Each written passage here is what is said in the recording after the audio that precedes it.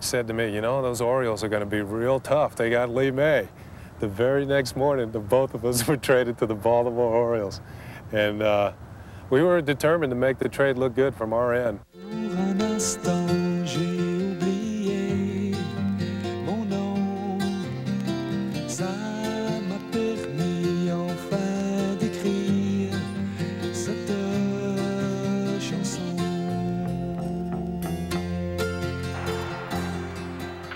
Le gaucher Dave McNally devait être l'homme clé de l'échange, mais il n'a duré que 2 mois avec les Expos en 1975 avant de se retirer à son domicile de Billings, Montana.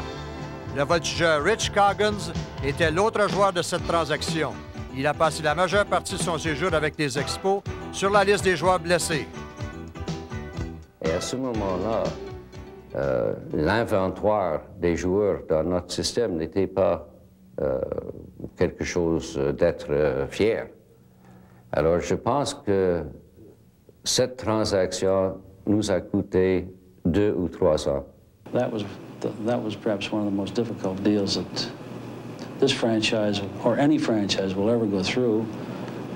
But I suppose there's always some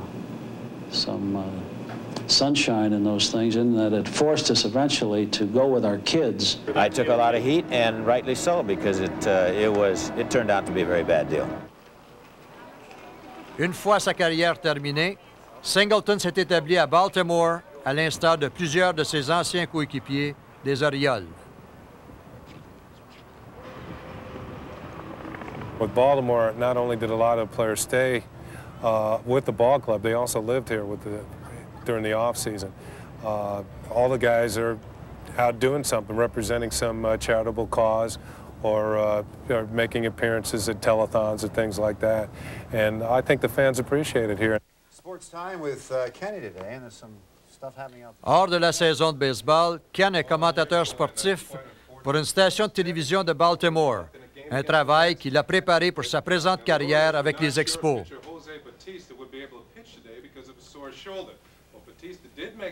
Everywhere you go, people know who you are, even though I'm just a weekend sports guy. It goes to show you that I never really learned what the power of television was till I started working on it. Seattle over Cleveland Indians, they slowed in there, kind of scored there, it was 3-1. Kansas City with George Brett. Grâce à sa vaste expérience comme joueur, Ken accomplit un travail apprécié comme analyste lors des reportages télévisés des matchs des Expos. Il est fort à l'aise avec les joueurs d'aujourd'hui. Of course, baseball will always be dear to me, and I think doing the games will always be #1 as far as that's concerned. And working with the Expos, they're a very good group of guys. Very good. They're very outgoing. I think that all stems from the manager, Buck Rogers. Buck is very good with the media, and I think his players see how cooperative he is, and I don't think he'd stand for them not to be.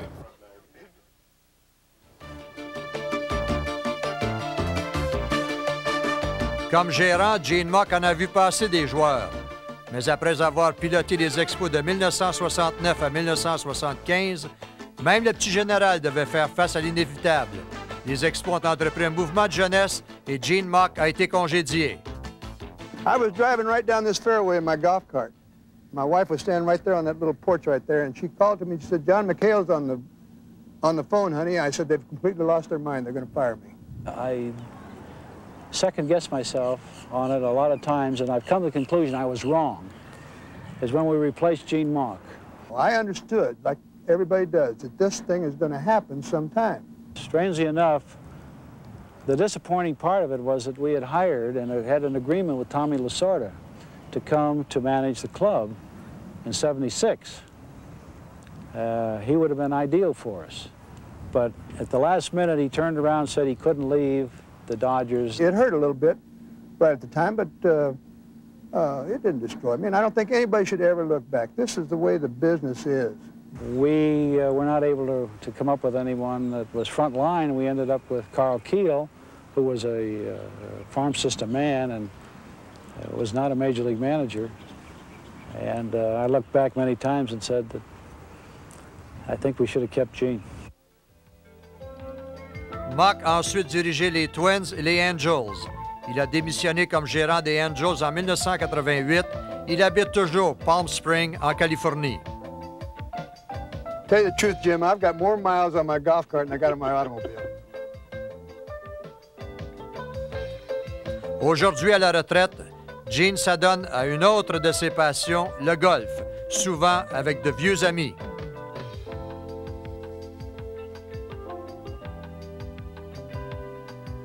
I don't think that I really care that much because I've satisfied myself, and I think that if people can do that, that's pretty good. Jean du pays, c'est votre tour de vous laisser parler d'amour. Jean du pays, c'est votre tour de vous laisser parler d'amour. Le temps de s'aimer, le jour de le dire, font comme la neige. 1976, c'était l'année des Jeux olympiques à Montréal. Heureusement pour les Expos et la phase 2, car toute l'attention était dirigée vers les Olympiques. Les Expos avaient plusieurs jeunes joueurs, mais ils n'étaient pas prêts pour le baseball majeur. Ils ont connu une très mauvaise saison. Ah, la jeunesse! Si seulement jeunesse savait! Et en 1976, les jeunes Expos étaient toujours au stade de l'apprentissage. Ils ont connu des moments bien difficiles. L'un de ces jeunes-là, c'était Steve Rogers. I think I kind of flowed through those first 3 or 4 years accepting mediocrity as something that was all right. Hey, listen, that's okay. I'm working hard out here. If I lose 3-2, I lose 3-2. I pitched a good ball game. And not until I expected the Expos to win, and other people on the Expos expected us to win, and the public expected us to win, did everybody start saying, hey, listen, I've got a little higher level of responsibility here. I better do everything I can to make us win. Toutefois, il y avait un vétéran dans cette troupe de jeunes en 1976, Woody Fryman.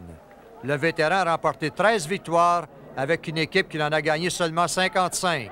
Il a mené cette équipe avec fierté et dignité. When I walked to the mound, those young kids played harder behind me than they did anybody else. And they got me more runs that year probably than any other pitcher on, on the whole pitching staff. And I think that's why I, ended up player of the year and had 13 wins.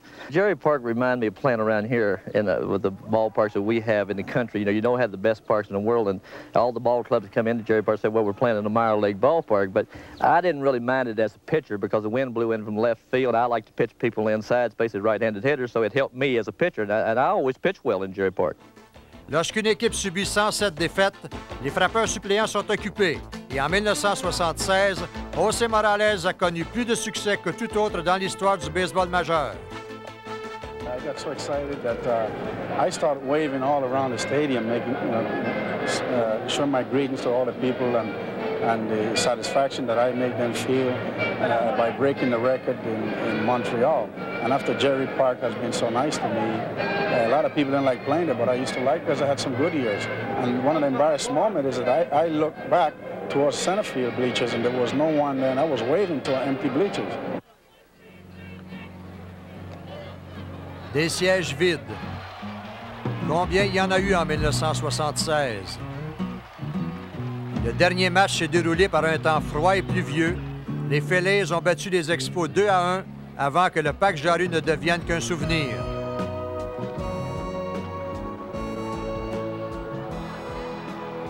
Un souvenir très mélancolique.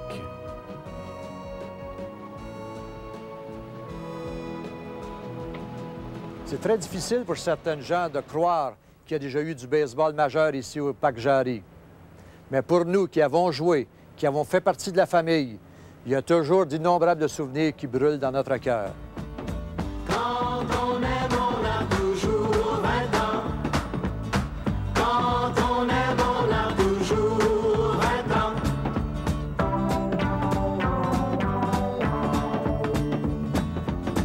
Quand on aime, on a toujours 20 ans.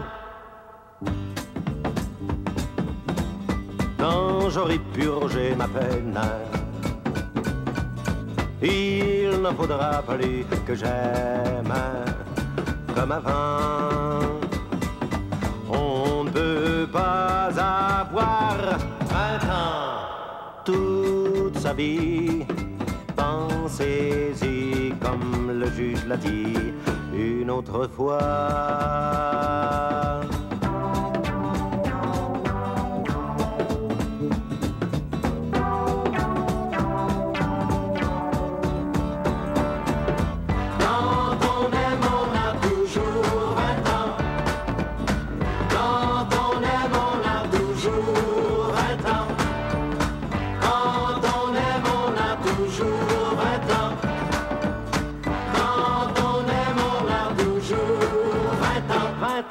Les Expos Nos Amours, les 20 premières années des Expos, vous a été présenté par la brasserie Labatte en collaboration avec le club de baseball Montréal Limité.